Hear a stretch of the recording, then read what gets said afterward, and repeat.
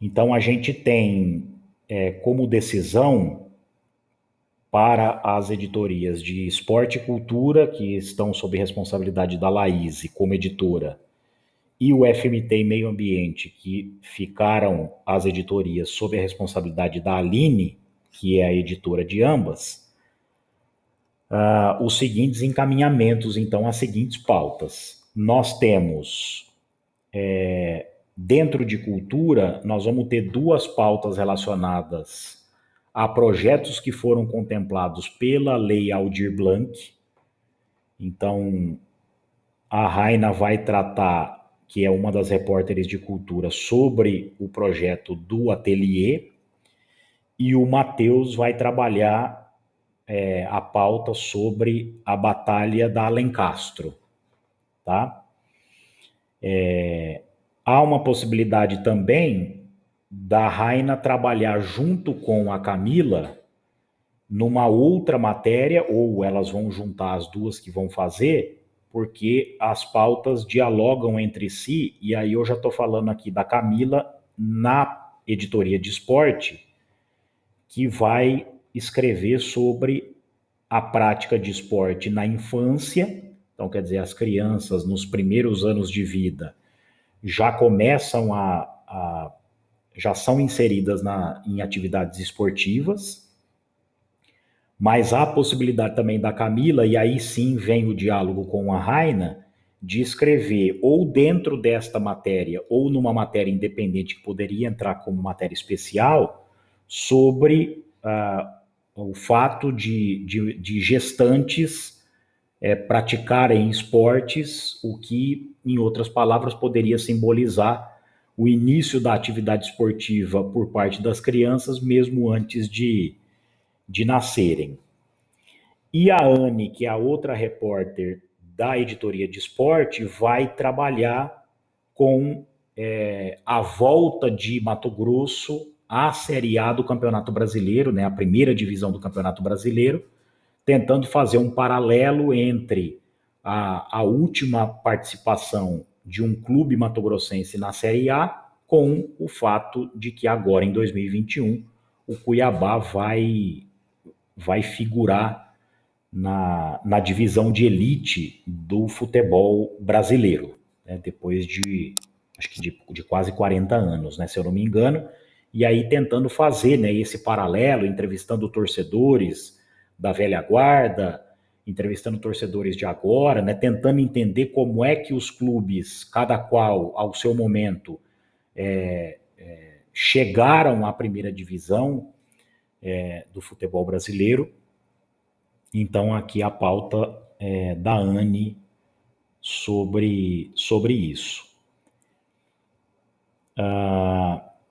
Eu esqueci de falar sobre a pauta reserva, né? Lá em cultura, sugestão do Glauber, que é produção cultural durante a pandemia do coronavírus. Então, projetos que foram interrompidos ou que foram adiados, como aconteceu, por exemplo, no caso do cinema.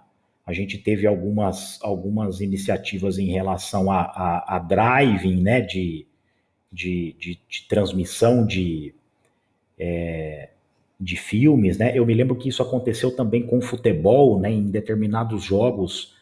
Eu não me lembro se foi o Corinthians ou se foi o Palmeiras que organizou uma iniciativa nessas bases, né? De fazer com que os torcedores se reunissem num determinado local, mas cada grupo, né, ou cada torcedor de dentro dos seus automóveis acompanhavam os jogos. Mas aqui no caso romperia essa proposta do Glauber de cultura, né, de ser alguma coisa voltada para cinema. Para falar dos streamings também, né, que acabaram ganhando um destaque, até por razões óbvias, de produção cinematográfica.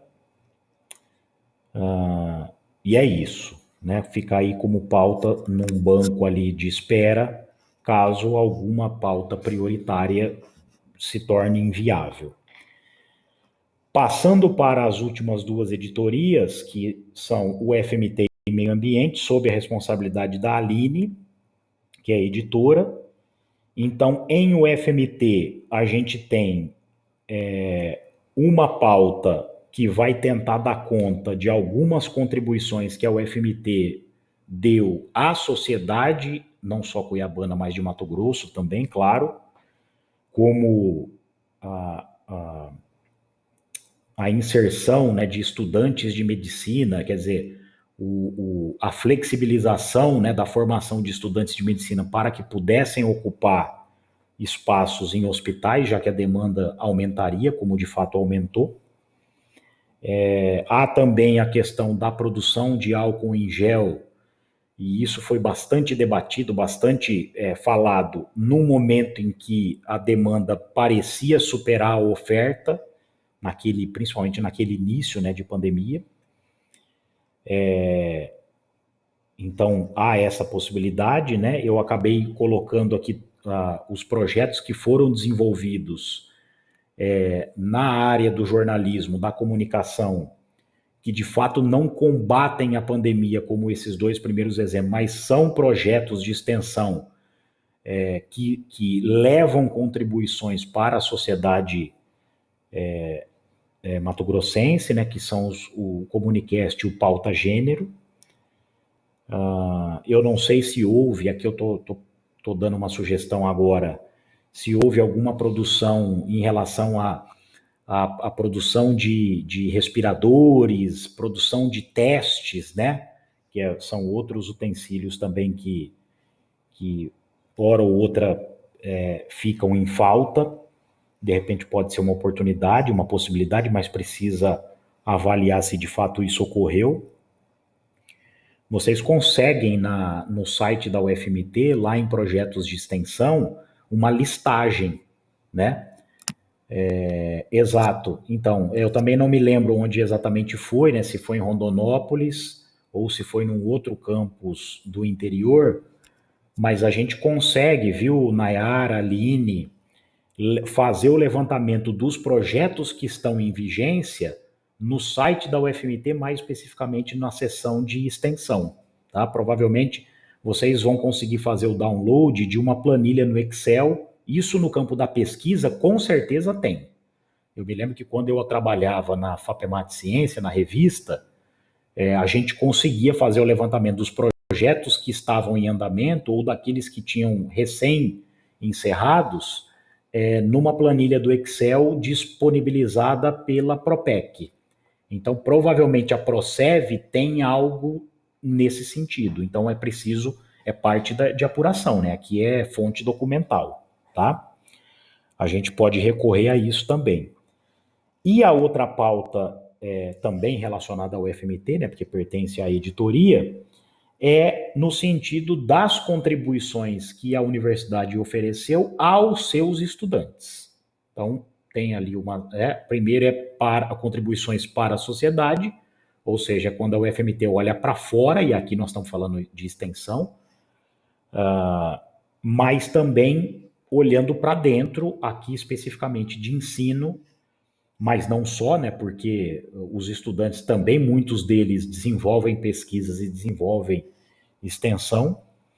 E em relação aos auxílios, aqui acho que está mais relacionado à PRAE do que à Procev, aos auxílios que a universidade, num dado momento, ofereceu. A gente, de repente, pode fazer esse paralelo, né? Quer dizer, quais os auxílios que a universidade ofereceu e continua oferecendo aos seus estudantes, e quais que foram ofertados no início e que, de repente, deixaram de ser oferecidos. Tá? Há a possibilidade de se trabalhar uma matéria só, mas elas figuram como pautas independentes, né, de cara, podem ser desenvolvidas de forma autônoma. E o Glauber também sugere, como ficando ali num banco de reserva, já que a gente está falando muito aqui de ensino e de extensão, ele sugere uma pauta voltada para pesquisa, porque a gente teve também, né, muitas pesquisas desenvolvidas no sentido de tentar compreender o contexto da Covid-19. O Glauber citou especificamente aqui aquilo que se faz no âmbito da medicina veterinária, tá? Tem um professor de jornalismo também, um professor Tiago aí, que desenvolveu uma pesquisa também sobre desinformação no contexto da pandemia, mas ele é meio avesso a entrevistas, viu? Então, acho que é melhor vocês nem contarem com ele, tá bom? De repente, ele também pode ser professor da disciplina, então não, não é uma fonte interessante, então, nesse caso. Mas houve, viu, gente? Muita coisa desenvolvida, como não poderia ser diferente, né? Quer dizer, pesquisas tratando, né? São só boatos, viu, Aline? É exatamente isso. Pesquisas que tratam da questão do coronavírus mais diretamente, e aí vocês vão encontrar lá no Júlio Miller, né? Enfim, muita gente vinculada ao departamento, claro, de medicina, mas também de outros, né? De enfermagem, de psicologia, de nutrição, enfim, né, em faculdades e institutos que desenvolvem pesquisas, digamos assim, no fronte, né, da Covid. E outras, como foi o caso dessa pesquisa que eu mencionei para vocês, que eu desenvolvi, é um projeto de pesquisa sobre desinformação, e aí um artigo foi sobre a desinformação no contexto da pandemia. E outras tantas pesquisas como essa que já não lidam, digamos, propriamente com o âmbito ostensivo da pandemia, né? Do combate ao vírus e tal. Mas lida com aquilo que compõe o pano de fundo, digamos assim, da pandemia, né? No caso, como eu mesmo nomeei, o vírus da desinformação, né? Que assim como o da Covid, contamina muita gente e gera um problema em proporções muito elevadas, tá? Então, é isso que nós temos, tá? Então, essas foram as definições nossas na aula de hoje em relação às 4 últimas editorias, já que as 4 primeiras, né, foram definidas na aula de segunda-feira do dia 8 de março. Então, agora, nós temos ainda aí mais 30 minutos, a gente pode trabalhar. Bom, antes Professor, faltou meio ambiente. ou meio ambiente, verdade, verdade, Aline. Então, em meio ambiente, que a gente tem o Pedro e a Natália, o Pedro aqui sugeriu trabalhar com as comunidades que de alguma maneira se fortaleceram, né? É preciso, viu, Pedro, tomar muito cuidado, e eu sei que não é essa a sua intenção, mas aí é um cuidado que vai ter que ter no momento de escrever o texto, para não dar a sensação de que a pandemia foi positiva nesse aspecto, tá? Tenta desvincular como relação de causa e consequência, porque para que a gente não caia no erro de alguma maneira romantizar esse tipo de coisa. Embora algumas coisas se tornaram mais viáveis no contexto da pandemia, tá? A gente não pode deixar de reconhecer isso. Então, por exemplo, hoje a gente tem condições, vamos falar do nosso contexto aqui, né? Hoje a gente tem condições de participar de eventos em outras cidades, nos quais a gente precisaria demandar muita grana e tempo para hospedagem, para deslocamento, né? Passagem de avião, você vai num evento, por exemplo, em São Paulo, e hoje a gente não precisa fazer isso. Quer dizer, o contexto da pandemia viabilizou a participação nesses eventos e eventos internacionais também, se for o caso, que são promovidos no Brasil ou até fora do país, sem sair de casa, tá? Eventos que hoje, quer dizer, além de você não ter o custo com hospedagem, com deslocamento, você não tem com inscrição, né? Porque foram eventos ofertados de forma gratuita. Ou se estão sendo cobradas taxas, são taxas muito menores do que seriam se fosse num evento presencial, porque o evento presencial demanda mais gasto por parte da organização, né? Então, nós não podemos esconder essas questões, mas a gente não pode, e aí é o cuidado, no momento da narrativa, de não romantizar a pandemia, tá? Então, só para fazer esse esclarecimento, que no momento de redigir o texto, é preciso ter um certo cuidado nesse aspecto, tá? E aí o Pedro citou, né, as ecovilas, as comunidades ribeirinhas, as comunidades, outra comunidade tradicional, né? Os ribeirinhos são isso, e os quilombolas também. Podemos trabalhar com os pantaneiros também, viu, Pedro, que são outro grupo também em situação de vulnerabilidade e, ao mesmo tempo, tradicional, tá? Do nosso contexto aqui de Mato Grosso. E a outra possibilidade, que aí no caso seria desenvolvida pela Natália, é em relação, essa eu não anotei, né, mas está aqui no chat, é em relação ao impacto dos agrotóxicos, do uso, né, ostensivo de agrotóxicos para os trabalhadores. Professor, posso falar um pouquinho mais dessa pauta? Diga lá, Aline, já que a sugestão foi sua, você é melhor do que ninguém pode tratar dela. Diga lá. Então, aqui em Mato Grosso, a gente tem um fórum que dos impactos dos agrotóxicos na saúde dos trabalhadores. E aí, agora, no próximo dia 23, inclusive, vai ter uma reunião, que eu até sugeri da Natália participar. Ela é sediada, digamos assim, ela é feita, esqueci a palavra, bonita para feita, pelo Ministério Público do Trabalho. Então, essa reunião acontece e aí os procuradores e outros estudiosos, né, dessa área, eles debatem como minimizar e que ações eles podem praticar para fiscalizar, melhorar a vida do trabalhador. No ano passado, em setembro, 2 tipos de agrotóxicos foram banidos do país, o glifosato e algum outro, que eu não lembro o nome. E aí eles estavam, na última reunião, eles estavam discutindo como ia fazer de quem era a responsabilidade de recolher esses agrotóxicos que não poderiam mais ser usados. Então, desde um tempo antes, não poderia mais ser vendido, mas aí, em setembro, ele não pode mais ser usado. Então, ficou a questão, quem vai tomar conta desse estoque que muito provavelmente deve ter ficado em locais de venda, ou até mesmo em fazendas que utilizavam. E aí a minha sugestão para a Natália foi entrevistar, né, as pessoas que participaram dessa reunião e procurar fonte também que mexe, né, que está isso que eu acho que é o mais difícil, procurar quem efetivamente entra em contato com esses produtos. Eu tive uma professora que trabalhou em Lucas do Rio Verde e ela tinha uma pesquisa que ligava a quantidade de casos de aborto na cidade, as taxas de aborto com a quantidade de agrotóxico que eles entravam em contato. Então, também eu acho que é uma possibilidade interessante. Sem dúvida, viu, Aline?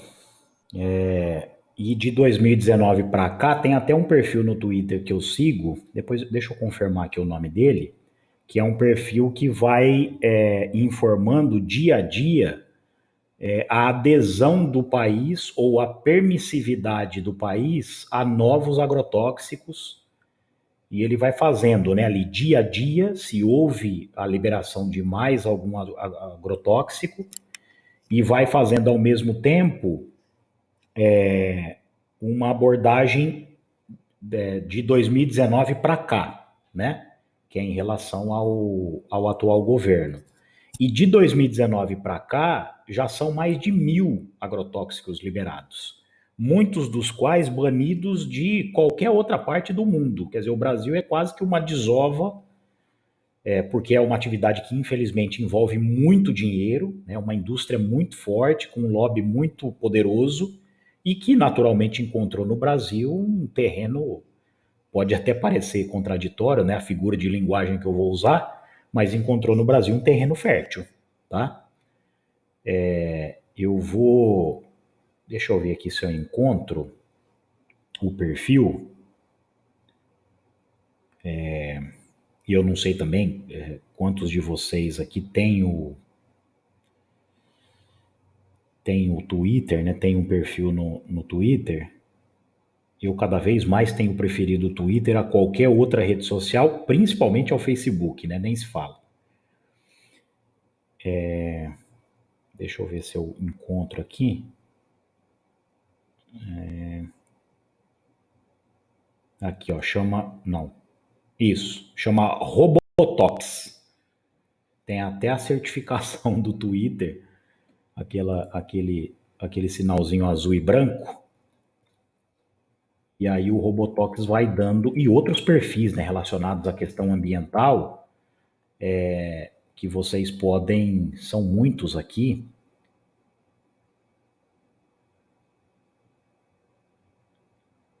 Que existem, que vocês podem utilizar como base de dados, né? Enfim, como fonte documental também, porque não deixa de ser, tá? Eu passei a seguir também muita coisa relacionada à Covid. Enfim, depois eu também posso ajudar vocês nesse sentido aqui dos perfis que estão voltados a produzir conteúdo sobre as questões ambientais, tá? Por exemplo, aqui a PIB oficial, vou colocando aqui, a PIB oficial fala sobre os povos indígenas. Então, viu, Pedro, nesse caso, você pode encontrar alguma coisa que te, né, já que os grupos indígenas, as etnias indígenas também são outro grupo tradicional e em situação de vulnerabilidade também, tá? Eu vou escrevendo aqui todos e aí eu solto de uma vez só, depois.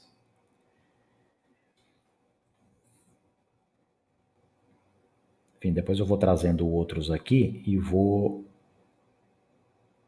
colocando para ajudar, principalmente quem vai trabalhar aí no meio ambiente, como é o caso do Pedro e da Natália, porque pode servir de fonte documental também, tá?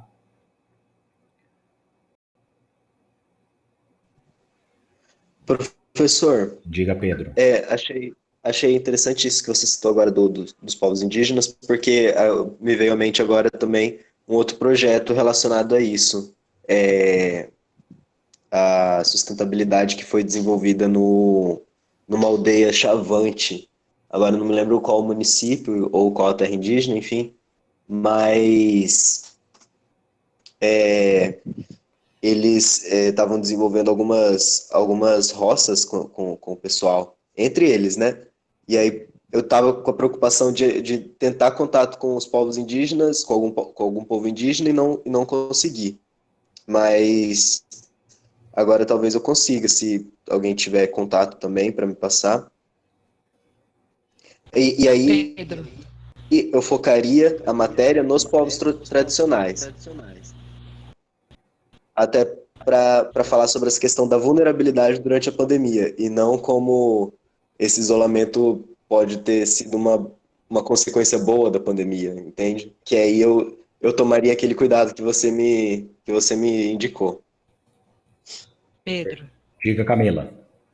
a gente trabalha desde o ano passado num projeto que antes era da UFMT, agora a gente está fazendo separado, com o artigo 19 agora, chamado AudioZap Povos da Terra. A Emily e o Maico são os nossos contatos com as aldeias. A gente trabalha com 5, a gente já chegou a trabalhar com 8 tribos, 8 povos. Então, veja com o Maico e com a Emília, eles vão te dar contatos direto do pessoal de lá, que a gente repassa as informações para eles sobre a Covid, como está, o que fazer, o que procurar. A gente passou isso para eles ano passado e continuamos fazendo isso esse ano ainda. Beleza, ótimo. A Emília é super minha amiga. Vou falar com ela, sim. Pessoal, vamos aproveitar esses minutos finais, então, para a gente começar a pensar em prazos, tá? Eu vou dar o enter aqui. Aqui, viu, para a Natália e para o Pedro, são os perfis No Twitter, a maioria deles, se não todos, tem também sites, né, tem perfis em outras redes sociais que vocês podem utilizar como fonte documental, né, ou de repente até ter acesso a alguma fonte pessoal também. Então, de alguma maneira, pode ajudar nesse sentido. O fato, gente, pensando no prazo, é que nós temos no dia 19 de maio, indo então lá do final e vindo para cá, porque fica mais fácil da gente projetar, nós temos 19 de maio como a data para o jornal ser entregue, né, para a produção ser totalmente finalizada, se for só em PDF, ou se a gente for estender o conteúdo também em outros espaços. O Davi acho que tinha começado a aula aqui, mas não está mais. Eu ia perguntar para ele se tem alguma novidade em relação a como isso vai ser projetado, né? Se a gente vai se limitar a um arquivo em PDF, de repente utilizando ali hiperlinks, mas se tiver hiperlinks, esses hiperlinks vão para onde? Para um conteúdo que já foi produzido por outros profissionais, né, por outros sites, por outros empreendimentos jornalísticos, ou vai ser levado para uma rede social ou para um blog, de alguma maneira, que contenham conteúdos produzidos por nós também. Então, isso precisa ficar definido, né? Eu não sei, Glauber. A gente definiu isso na última aula, que nós vamos fazer em PDF, né? Apresentação. E sobre os hiperlinks, se alguém quiser ou tiver a oportunidade de produzir, achar viável e quiser fazer esse hiperlink, pode fazer. Mas se tiver um hiperlink com outras produções, sem ser por produção própria, pode ser linkado também. Um exemplo é tipo assim, vai falar uma matéria, falar sobre um decreto, mas como a gente vai resumir o decreto, ou pegar pontos importantes desse decreto, a gente coloca o decreto na íntegra em algum hiperlink, caso a pessoa se interesse em ler todo o decreto. Ou pesquisas, se alguma matéria for comparada por pesquisa, a gente faz um hiperlink com a pesquisa integral, e é isso. A gente pode pensar da seguinte maneira, então, né? Dependendo da extensão das matérias, a gente pode também aproveitar o perfil no Instagram que já existe para, de alguma maneira, limitar a versão, não é impressa exatamente, né? Mas limitar a versão em PDF a um tamanho que seja um tamanho palatável e utilizar o Instagram para fazer a complementação de cada uma dessas matérias que, de repente, em vez de se encerrarem, né, dentro do próprio espaço do jornal, possam ser finalizadas em alguma postagem do Instagram, né? Eu imagino que também seja essa uma possibilidade, mas também não vejo com maus olhos ter os hiperlinks para conteúdos que já existam. Não há problema nenhum. Aliás, o jornalismo trabalha com isso o tempo inteiro, tá? Seja hiperlinkando com conteúdos produzidos pela própria empresa, né? Então o G1 tem lá um hiperlink em uma de suas matérias, encaminhando o leitor para outra matéria do G1, mas a gente pode fazer isso não sendo autossuficiente, digamos assim, né? Como a nossa produção é uma produção naturalmente mais limitada, a gente pode conduzir o leitor para um conteúdo que está fora do Sofoca, tá? Mas eu acho que a gente poderia, até como questão de inovação, né, e como conteúdo próprio, fazer os hiperlinks com o perfil no Instagram, ou se for o caso, gerar um perfil numa outra rede social que pudesse estender certas matérias da versão em PDF para essas redes sociais. Eu acho que seria interessante nesse aspecto, tá? Mas é uma sugestão que pode ser pensada mais adiante quando a gente já tiver uma dimensão melhor do conteúdo que nós vamos ter em mãos. O fato é o seguinte, se nós temos, então, 19 de maio como prazo final para a veiculação do conteúdo, 19, que é uma quarta-feira, é a última quarta-feira do semestre, porque o semestre encerra no dia 22, que é um sábado, eu estou pensando aqui, é uma pena que o Lucas não esteja aqui conosco, se alguém conseguir entrar em contato com ele enquanto a gente fala, eu posso também mandar uma mensagem, mas como eu fico falando muito, se alguém puder consultar o Lucas em relação ao tempo que ele prevê que vai precisar para diagramar o jornal, eu estou pensando aqui muito rapidamente, de repente em 2 semanas. O que nos obrigaria a finalizar os conteúdos no dia 5 de maio, mas a gente precisa ter uma confirmação, porque às vezes o Lucas vai dizer, ele pode dizer, olha, em 1 semana eu consigo diagramar, mas ele pode dizer que vai precisar de mais de 2 semanas para isso, e aí o nosso deadline, então, para a entrega das matérias, seria mais limitado, tá? Então, não sei, se alguém puder entrar em contato com o Lucas para fazer essa pergunta, de repente até daqui 10 minutos a gente já consegue ter uma resposta, tá? Mas se a gente trabalhar com o fato de que ele vai precisar de 2 semanas para diagramar, e isso então seria 5 de maio, esses textos precisam ser entregues para nós, né, para a parte de revisão, então aí eu vou entrar na revisão, a Janaína vai entrar na revisão, eu não me lembro, nós tivemos 2 pessoas, acho que Letícia e a Raina, que estão na parte de revisão, é isso? Não sei, acho que a Raina está aqui ainda, pode confirmar se é isso mesmo. A Tilceia, isso, obrigado, Aline. Foi a Letícia e a Tilceia que vão estar na revisão, o professor Luan vai nos ajudar também nesse processo de revisão, mas assim, são muitos conteúdos, né? Então, a gente pode aqui pensar, até para também não estrangular o prazo de vocês, para vocês escreverem o texto, né? Então, vamos supor aqui que a gente, já que a gente vai estar em muitas pessoas, que a gente consiga fazer a revisão dos textos, enfim, mas essa revisão a gente pode devolver também para a correção, às vezes vai precisar apurar mais. Então a gente vai colocar aqui, vamos pensar aqui, 21 de abril. Olha só, nós estamos falando aqui de 1 mês e meio a partir de hoje, né? Até um pouco menos. Então, vamos pensar que vocês têm que entregar o texto no dia 21 de abril para que no intervalo de 2 semanas a gente faça a revisão e vocês, se for o caso, acho que algumas pautas vão ser, outras não, e vocês façam os ajustes que precisam ser feitos. Claro, vai ter matéria que a gente vai fazer a correção do texto e a parte de apuração tá tranquila, tá ok.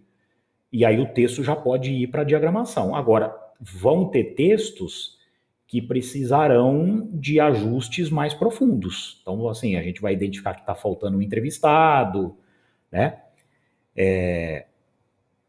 Então, a gente pode, então, aqui definir como prazo para que todo mundo entregue o texto, digamos, uma primeira versão para ser revisado no dia 21 de abril, tá?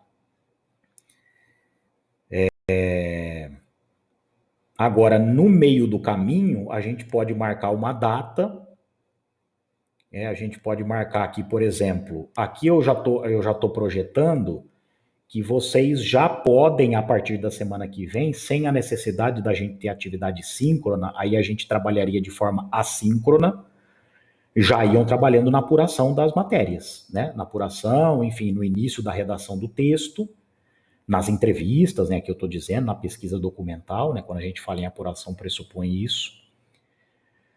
Mas a gente poderia marcar aqui, né, para voltar a ter atividade síncrona nas últimas 2 datas nossas de março.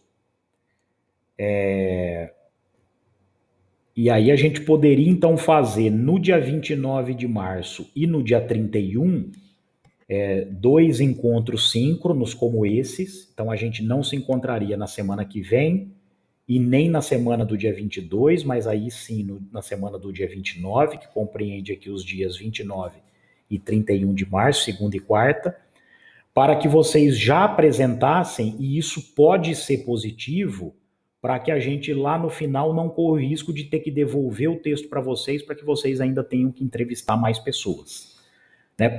O que eu estou pensando aqui nos dias 29 e 31? Para que vocês, a gente pode até dividir dessa maneira, então 4 editorias no dia 29 e 4 no dia 31, para que os repórteres e os editores apresentem, digamos, uma conjuntura, né, uma fotografia do momento. Olha, professor, a gente, nessa matéria, nós já conseguimos apurar isso, né? Então, apresentar ali as fontes documentais que pesquisaram e das quais já extraíram informação, e apresentar as fontes que pessoais que já entrevistaram, quais informações obtiveram nessas entrevistas e o que falta pesquisar e entrevistar. Então, as aulas dos dias 29 e 31 seriam voltadas para isso. Porque aí a gente já também apresentando aquilo que foi feito e já projetando aquilo que precisa ser feito, a gente corre um risco menor de, quando o texto chegar para revisão, ele voltar para ter a necessidade de ser mais apurado, o que nos permitiria estender o prazo final de entrega, tá? Aí esse prazo final de entrega poderia não ser no dia 21, poderia ser no dia 28. Convenhamos, uma semana a mais não faria mal para ninguém, tá? Vocês acham viável a gente trabalhar assim? Alguém abriu o microfone, diga lá. Sim, professor Soroni. Não sei se você viu, mas a Aline, ela mencionou que dia 21 é feriado. Mas eu ia dizer também que eu acho válido ser assim, que daí a gente também tem uma confiança maior, né? Tipo assim, se o que a gente escreveu tá legal, aí já passa por uma aprovação dos revisores. E a questão, enfim, se a gente conseguiu fontes o suficiente, contextualizar bem o texto, eu acho que dessa forma vai ser legal trabalhar. E é bom que a gente deixe essas próximas aulas pra gente apurar, né? Que tem umas pessoas que, tipo assim, por mais que esteja o ensino flexibilizado, ainda tá tendo aula, ou tá trabalhando. Então, imagino que deve estar a correria do mesmo jeito, sabe? Sim. Vocês estão mencionando os feriados aqui. A Camila está falando de várias datas e, de fato, de todas essas que a Camila citou aqui, são todas próximas, né? 19, 21 e 22 de abril, mas só uma delas é feriado, que no caso realmente é o dia 21, que é uma quarta-feira. Vamos ver como que a gente consegue, porque se for o caso, nós podemos fazer o seguinte, ó. 29 é feriado do quê? E de que mês, tio Ceia?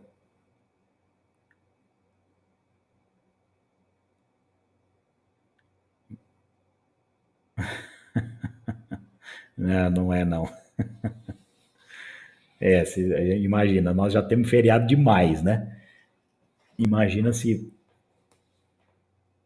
Aliás, a gente tem feriado demais que podia não ter e outras datas que poderiam ser, né, também. Olha só.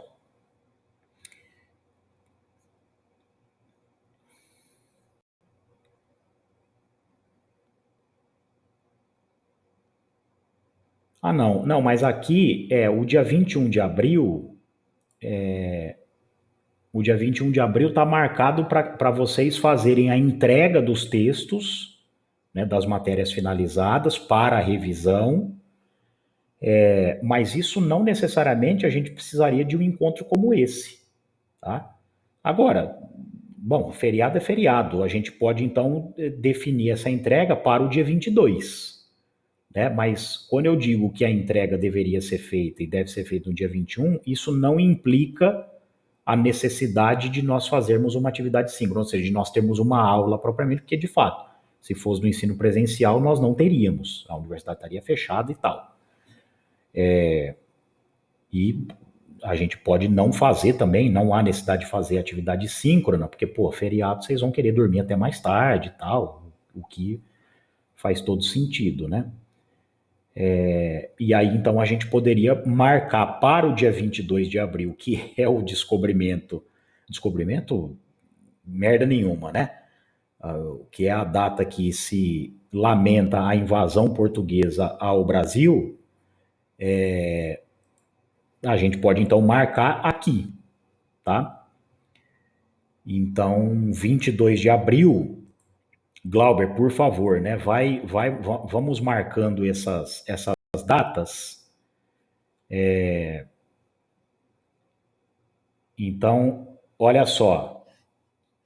Então, vamos marcar aqui, ó, para a gente finalizar. Já são quase 10 horas. Então, nós faríamos daqui a 3 semanas, então 29 e 31 de março. 29 e 31 de março, eu vou escrever aqui no chat, a gente faria, vamos usar o termo aqui, né? Apresentação do material que já foi apurado, vocês vão começar hoje, né? Se é que já não começaram, e o que ainda precisa ser feito. Então, nós vamos mantendo essas divisões de agora, né? Então, na aula do dia 29, vocês vão apresentar aquilo que já foi apurado e o que precisa ser feito em relação à política, economia, entrevista e cultura. Não, esqueci a outra editoria. E na aula do dia 31 de março, ficam as editorias que estão hoje. Cultura, Esporte, UFMT, Meio Ambiente, para aqui os repórteres apresentam aquilo que já conseguiram reunir de material na apuração e aquilo que precisa ser feito, né? Eu tenho a impressão que, projetando o que precisa ser feito, a gente vai evitar de chegar lá na hora da revisão e a gente devolver o texto para falar, olha, faltou entrevistar alguém. Isso a gente acho que já consegue fazer nas aulas dos dias 29 e 31 de março, tá? Aí nós temos, então, 22 de abril como entrega, prazo, né, para entrega das matérias finalizadas. Então, aqui já é o texto completo. E se houver imagens, as imagens também, né, evidentemente, tá? Lembrando que, como não vai ser o jornal impresso, nós não temos o compromisso de que essas imagens estejam em resolução, né, muito alta. Então, aí a gente faz, eu vou colocar aqui, ó, 28 de abril, devolução, se for o caso, tá? Se não for o caso, a gente usa as 2 semanas para fazer a revisão. Devolução do conteúdo para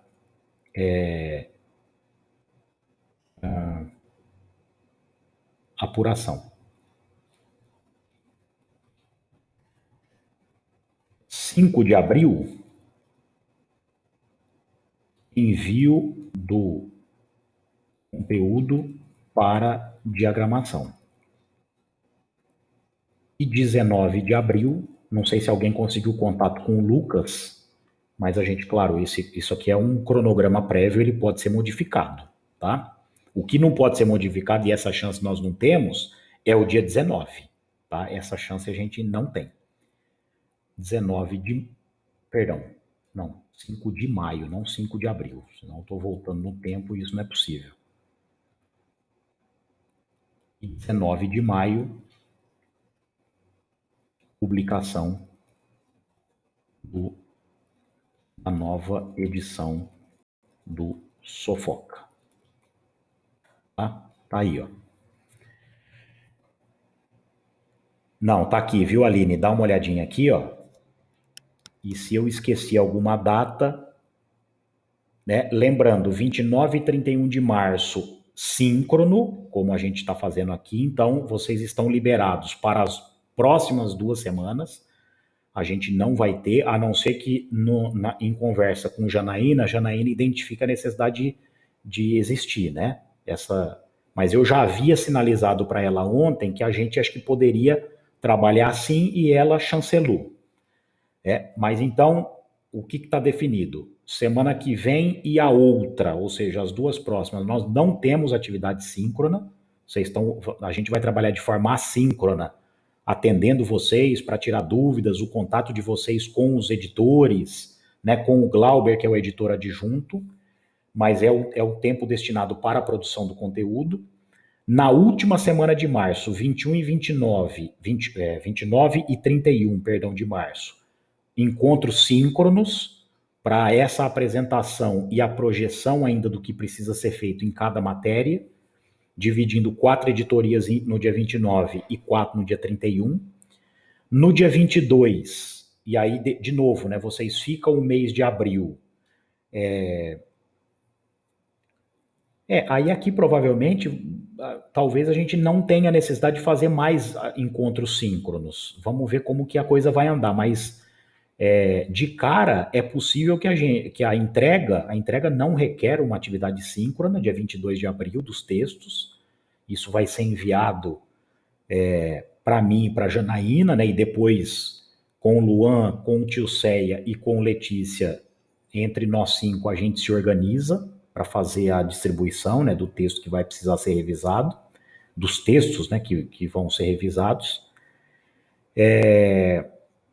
Se for necessário ainda estender a apuração, a gente devolve para o repórter que vai precisar fazer isso, mas também não há necessidade de atividade síncrona. E o envio do conteúdo para o Lucas, que vai ser feito também por nós, né, por mim e por Janaína, também não vai prever aqui a necessidade de uma atividade síncrona, tá?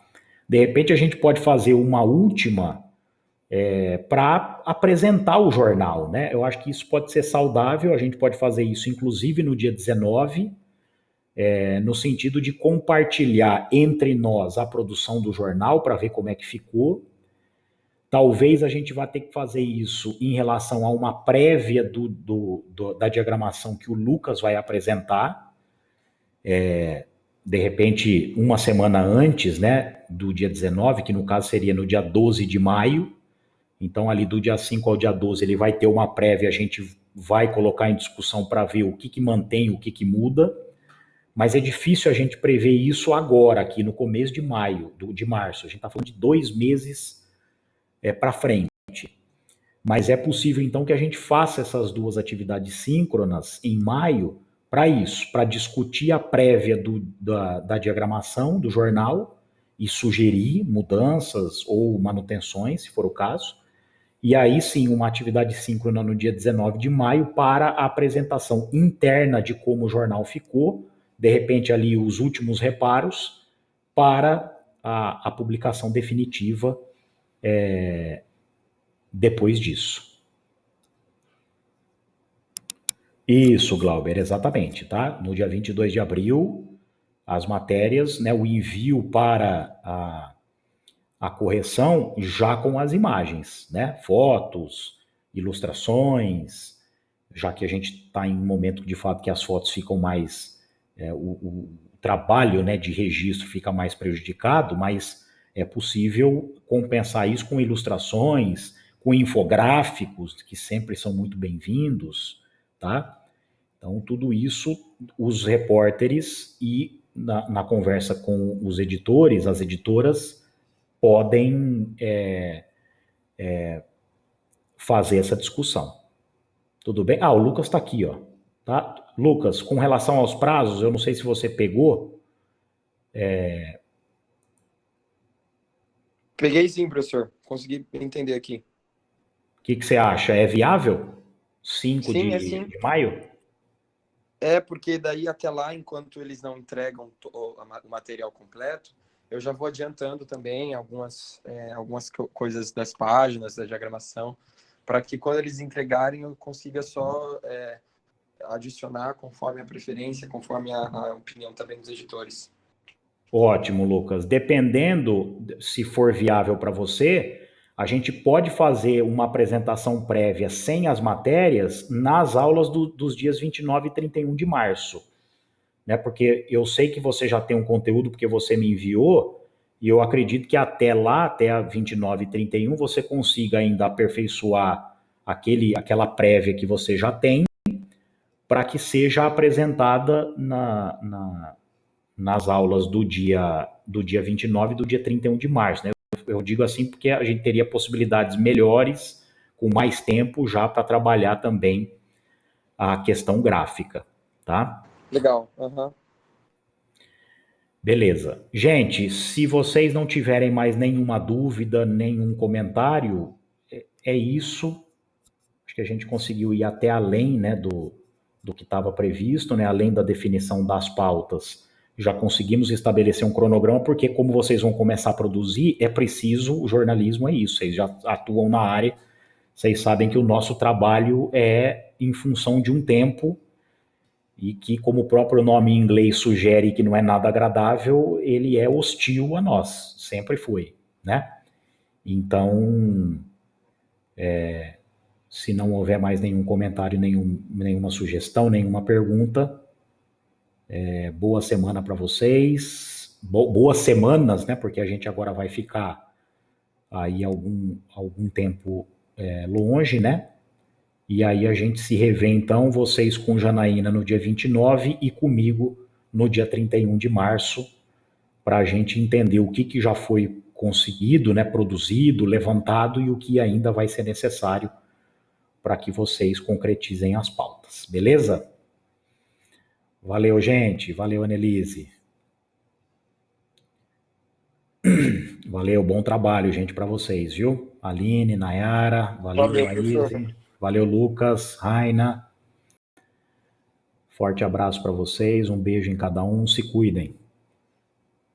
Falou, Rodrigo.